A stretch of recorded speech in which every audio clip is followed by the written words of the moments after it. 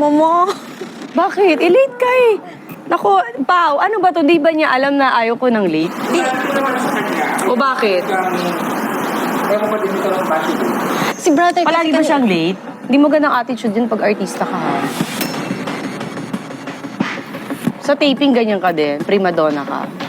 Ganito ba siya sa taping? Hindi po. Totoo? Bakit sa akin late ka, Pao? Bakit late siya sa akin? Sorry. So, namimili siya kay Batang Quiapo, hindi siya late. Dito late siya. Ay, baka kasi galing siya sa ibang... Pinaalala niyo pa kasi, o yan, napikon tuloy ako. Ilang oras ako naghintay? Almost 1 hour. Saan ka galing? Sa bahay po. Bahay lang, na-late ka pa? Sa Batang Quiapo, nalilate ka din? Talaga? O ba't dito late ka? Si kuya kasi kanina, nagsi-CR. Sorry, promise, hindi na Hindi ka na nga, hindi ka na din mauulit dito. Kasi ayaw ko nalilate eh. Tapos late-late kayo. Tapos sinadama yung kuya mo. Totoo ba? Bakit hindi ka nag-ano na maaga? Alam niyo ba yung call time niyo dito? Opo, ready na po So kami. siya ang inintay niyo. Hindi, nakita mo ako, girl. Di ba, 3 pa lang, okay na. Hindi, so late ka nga. So attitude siya ganun.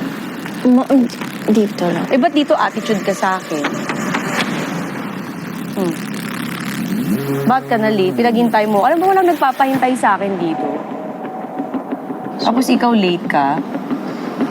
Sorry. Kasi ito lang handa mo sa akin, crab lang. Sabi nila May madaming kanin. food, di ba? Naku, ano bang vlog to?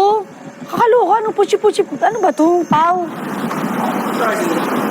Akala rin talaga natin mukha. Kaya nga, ba't ganito lang? Tapos late pa siya.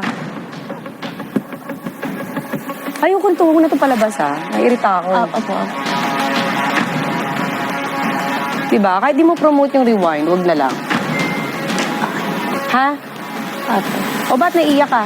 Hindi ako.